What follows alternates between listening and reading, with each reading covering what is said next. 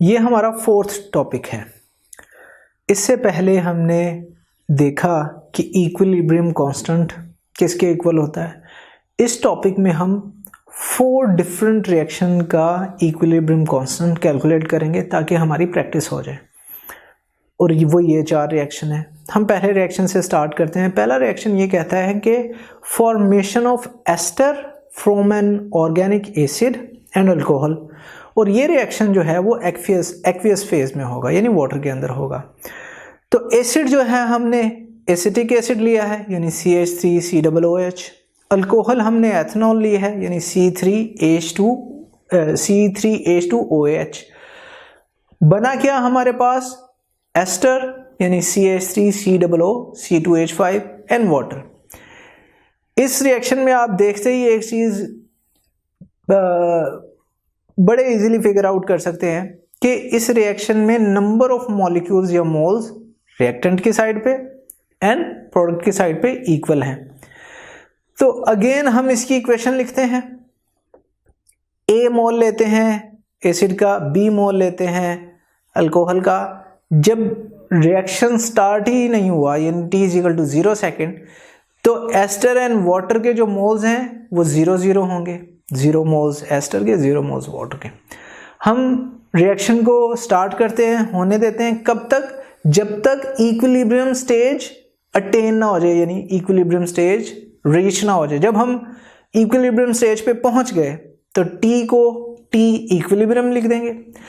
अब इक्विलिब्रियम पे एस्टर के जो मोल्स हैं वो X मोल्स हैं, वाटर के मोल्स X मोल्स हैं। और ये X कहाँ से कम हुए हैं? ऑब्वियसली ये रिएक्टेंट के ही मोल्स थे A एंड B, जिनमें से X कम हुआ। तो अल्कोहल कितनी बच जाएगी? B में से X माइनस कर दें तो B - X मोल्स अल्कोहल के। एसिटिक एसिड के कितने मोल्स बचेंगे? A में से, क्योंकि हमने इनिशियली A लिए थे, X जो है वो प्रोडक्ट बन गई, तो बाकी कितने बचे? A - X। लेकिन ये हमारे एक्टिव मैसेज नहीं है। हमने लॉ ऑफ मास सेक्शन में देखा था, एक्टिव मास का मतलब है मोल्स पर dm³। अब अगर हम अपनी तमाम मोल्स को वॉल्यूम से डिवाइड कर दें, जितना भी हमने लिया था या जो हमारा वॉल्यूम है इक्विलिब्रियम पे, तो हमारा इक्वेशन बन जाएगी, जो हमारा एक्टिव मास की यूनिट बनेंगे वो बनेंगे A - X/V moles per dm³, B - X/V moles per dm³। इसी तरह प्रोडक्ट्स की X/V, एस्टर की एंड वाटर की भी X/V। वापस से हम Kc की लिखते हैं। अगेन आपको याद हो गया होगा, Kc जो है इक्विलिब्रियम कांस्टेंट, ये होता है प्रोडक्ट की कॉन्सेंट्रेशन को मल्टीप्लाई करेंगे, डिवाइड कर देंगे रिएक्टेंट्स की कॉन्सेंट्रेशन से। एस्टर की कॉन्सेंट्रेशन इंटू वाटर की कॉन्सेंट्रेशन, ये दोनों हमारे पास प्रोडक्ट्स हैं। इसी तरह एसिड एंड एथेनॉल की कॉन्सेंट्रेशन, जो कि हमारे पास रिएक्टेंट है। अब ये हमने कैलकुलेट ऊपर कर ही लिए हैं। तो जहां पे हमने लिखा है एस्टर, तो एस्टर की आप देखें कॉन्सेंट्रेशन क्या है इक्विलिब्रियम पे? X/V, तो X/V लिख देंगे। वाटर की क्या है? X/V लिख देंगे। एसिटिक एसिड की क्या ली थी इक्विलिब्रियम पे? क्या बनी थी कॉन्सेंट्रेशन? A - X/V, तो A - X/V लिख देंगे। अल्कोहल की क्या कॉन्सेंट्रेशन थी इक्विलिब्रियम पे? B - X/V, तो B - X/V लिख देंगे। अब आप इस इक्वेशन में बड़े इजीली देख सकते हैं यहां पर कि हमारे पास न्यूमरेटर यानी ऊपर भी 2 V हैं और डिनोमिनेटर उसमें भी 2 V हैं। तो ये दोनों V आपस में कैंसिल हो जाएंगे। X से मल्टीप्लाई हो जाएगा तो X² आ जाएगा, और नीचे क्या बच जाएगा? A - X into B - X। तो हमारा जो Kc की वैल्यू बनी वो बनी X² over A - X into B - X। अब इस फैक्टर को देखते हुए आप बड़े इजीली समझ सकते हैं कि इसमें कहीं भी V नहीं है, यानी ये वॉल्यूम पे डिपेंड नहीं कर रहा। तो हम लिख सकते हैं कि in this expression Kc the factor of volume is cancelled out, यानी कि अगर हम इक्विलिब्रियम पे इसका वॉल्यूम समहाउ चेंज करेंगे तो Kc को कोई फर्क नहीं पड़ेगा। अगेन इसकी एक्सप्लेनेशन नेक्स्ट टॉपिक्स में हम देखेंगे। नेक्स्ट जो हमारा रिएक्शन है वो है डिसोसिएशन ऑफ PCl5,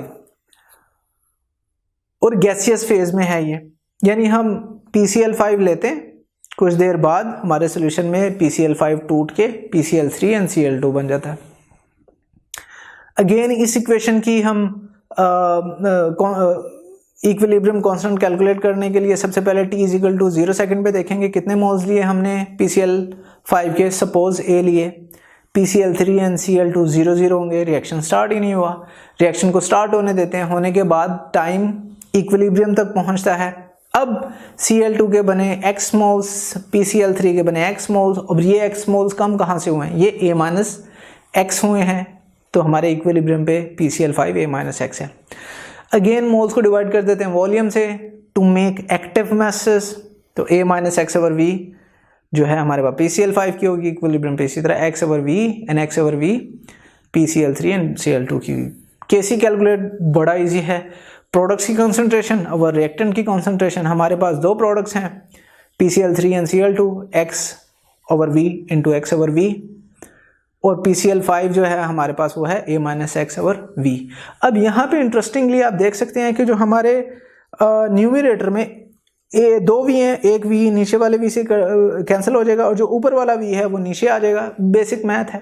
तो हमारा जो ऊपर x है x स्क्वायर हो जाएगा x इंटू एक्स, तो Kc की वैल्यू बनी x square over v A- x। अब यहाँ पर हमारे Kc में वॉल्यूम है, यानी इक्विलिब्रियम पे अगर हम वॉल्यूम चेंज करते हैं, और आपने देखा था चैप्टर नंबर 3 में कि हम, और ये गैसियस फेज है, कि गैस पे अगर टेम्परेचर बढ़ा दें तो वॉल्यूम बढ़ जाता है, टेम्परेचर कम कर दें तो वॉल्यूम कम हो जाता है। इसी तरह अगर हम प्रेशर बढ़ा दें तो वॉल्यूम कम हो जाता है, प्रेशर कम कर दें तो वॉल्यूम बढ़ जाता है। ये सब हमने चैप्टर 3 में बड़ी डिटेल में पढ़ा था। तो इसलिए अगर हम इक्विलिब्रियम पे इन दोनों में से कोई भी चेंज करें, किसी भी तरीके से हम वॉल्यूम को चेंज करेंगे तो Kc चेंज हो जाएगा। ये इसकी अगेन मज़ीद डिस्कशन हम नेक्स्ट टॉपिक में करेंगे। तो नेक्स्ट हमारे पास जो एग्जांपल है उसमें हम देखते हैं कि N2O4 डीकम्पोज होता है। इस केस में ये पहला रिएक्शन है जिसकी एग्जांपल हम देख रहे हैं, जहाँ पे अब इसके साथ कोई कोफिशिएंट मल्टीप्लाई हुआ है। पिछले दोनों रिएक्शंस में कोफिशिएंट मल्टीप्लाई नहीं हुआ था, तो ये आपकी प्रैक्टिस करवाएगा कोफिशिएंट के लिए। तो N2O4 2NO2 में कन्वर्ट हो रहा है। 0 सेकेंड पे हमारे पास A मोल से N2O4 के, 0 मोल से NO2 के। टाइम हो जाता है, हम रिएक्शन होने देते हैं और इक्विलिब्रियम पहुंच जाती है। अब कितने मोल्स बनेंगे हमारे पास NO2 के? 2x। ये 2x क्यों बने? क्योंकि 2 मोल्स थे, हमारा 2 मल्टीप्लाई है, हमारा कोफिशिएंट है, तो x 2x मोल्स बने। अब ये जो x मोल्स थे ये किस वजह से बने? ये हमारे A में से ही सब्ट्रैक्ट हुआ, तो A- x हमारे बचे N2O4 के। दोनों साइड्स को v से डिवाइड कर देते हैं, A- x over v moles per dm cube. N2O4 की कंसंट्रेशन आ गई इक्विलिब्रियम पे, 2x over v moles per dm cube हमारे पास NO2 की कंसंट्रेशन आ गई इक्विलिब्रियम पे। Kc क्या होता है? अब यहाँ पे याद रखना है, हमने फॉर्मूला देखा था Kc का उस केस में जब कोफिशिएंट 1 के अलावा कुछ हो। तो ये जो C है हमारे केस में ये पावर बन जाता है, तो 2 पावर बन जाएगा किसकी?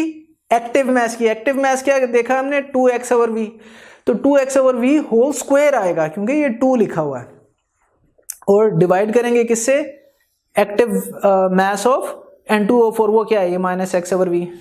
यहां हमने क्यों कुछ नहीं लिखा? क्योंकि N2O4 के साथ तो कोई कोफिशिएंट नहीं। अब ऑब्वियसली 2x ओवर v का मैं स्क्वायर खोलूंगा तो 2x बन जाएगा 4x स्क्वायर, v जो है वो v स्क्वायर बन जाएगा। नीचे हमारे पास ऑलरेडी एक v है, तो ये v एक v स्क्वायर का एक v नीचे वाले v से कैंसिल हो जाएगा, तो जो डिनोमिनेटर न्यूमरेटर का v था वो नीचे आ जाएगा। तो हमारे पास जो फाइनल इक्वेशन बनी वो बनी 4x square over A- x into v। Again इस इक्वेशन में भी हमारे पास v है, तो ये भी v पे डिपेंड करेगा Kc। लास्ट इक्वेशन जो है हमें दी वो भी बड़ी इंटरेस्टिंग है। अब उसमें एक से ज़्यादा रिएक्टेंट प्रोडक्ट्स के साथ कोफिशिएंट है। कोफिशिएंट आना तो आपने बहुत एहतियात करनी है, ठीक है, लिखने में। तो अगेन हमारे पास किस तरह अमोनिया डिसोसिएट होती है या बनती है? N2 लेंगे, एक मॉलिक्यूल उसका होता है, केमिकल इक्वेशन में हमें नजर आ रहा है 3 मॉलिक्यूल होते हैं हाइड्रोजन के, रिएक्ट करके बनाते हैं 2 मॉलिक्यूल ऑफ अमोनिया यानी 2NH3। Start of the reaction T = 0 था, तो अमोनिया के कितने मोल्स बने थे हमारे पास? 0। B मोल्स थे हाइड्रोजन के, A मोल्स थे नाइट्रोजन के। अब इक्विलिब्रियम रीच हो गई, यानी रिएक्शन हुआ, चलने दिया, थोड़ी देर बाद टाइम हो गया और इक्विलिब्रियम अटेन हो गई। अब अमोनिया के कितने मॉलिक्यूल्स हैं, मोल्स हैं हमारे पास? 2x, ठीक है जी। 2 क्यों? क्योंकि वो अमोनिया से मल्टीप्लाई हो रहा है। x हमें पता नहीं, हम कैलकुलेट कर सकते हैं रिएक्शन में। इसी तरीके से जो हाइड्रोजन कम हुई, B लिए थे, अब ये B-3x कम होंगे, ठीक है, क्योंकि ये 3 इसके साथ मल्टीप्लाई हो रहा है, इसलिए हम इसके साथ B-3x लेंगे। N2 कितने बचेंगे? अगेन A-x, क्योंकि N2 के साथ 1 मल्टीप्लाई हो रहा है। तो हम नेक्स्ट स्टेप कैसे कैलकुलेट करते हैं? अगेन प्रोडक्ट की कंसंट्रेशन, और अगर कोई कोफिशिएंट है तो वो उसकी पावर बन जाता है। तो अमोनिया का कोफिशिएंट क्या है हमारी इक्वेशन में? 2, इसलिए अमोनिया की कंसंट्रेशन की पावर 2 ले ली। नाइट्रोजन डिनोमिनेटर में यानी नीचे लिखेंगे N2 का कोफिशिएंट क्या है? 1, तो कुछ नहीं लिखेंगे। हाइड्रोजन की कंसंट्रेशन के ऊपर पावर क्या आएगी? 3 क्यों? क्योंकि हाइड्रोजन के साथ 3 मल्टीप्लाई हुआ है। अगेन आपने एक्टिव मैसेज कैलकुलेट कर लिए हैं ऊपर, तो हम क्या करेंगे? 2x/v का होल स्क्वायर ले लेंगे, ठीक है, और डिवाइड कर देंगे A-x/v। अगेन इसकी कोई पावर नहीं क्योंकि N2 के साथ कोई पावर नहीं। फिर B-3x/v की पावर 3 लेंगे क्योंकि हाइड्रोजन के साथ 3 हमारे पास मल्टीप्लाई हो रहा है। तो जब ऊपर वाला, अब again it's just properly simplification, ऊपर हम 2x/v का होल स्क्वायर खोलेंगे तो 4x² है। नीचे हमारे पास 1v एंड 3v यानी टोटल 4v हैं, तो हमारे पास ऊपर v² हो जाएगा, नीचे जो है हमारे पास A-x इंटू B-3x³ बचेगा। तो ये हमारा Kc बन गया सिंथेसिस ऑफ अमोनिया का रिएक्शन का, यानी ये हमारा इक्विलिब्रियम कांस्टेंट है। अगर आप ये लेक्चर कंप्लीट देखना चाहते हैं और उसके साथ साथ हजारों MCQs और उनकी एक्सप्लेनेशंस चाहते हैं, तो अभी कृपया गूगल प्ले स्टोर पे जाइए और डाउनलोड कीजिए ऐप हिप्पो ई-लर्निंग प्रोग्राम। खुद भी इसे इस्तेमाल करें और इसके साथ साथ अपने फ्रेंड्स और अपने क्लास फेलो को भी अनुशंसा करें। And don't forget to like this video and subscribe to our channel. धन्यवाद।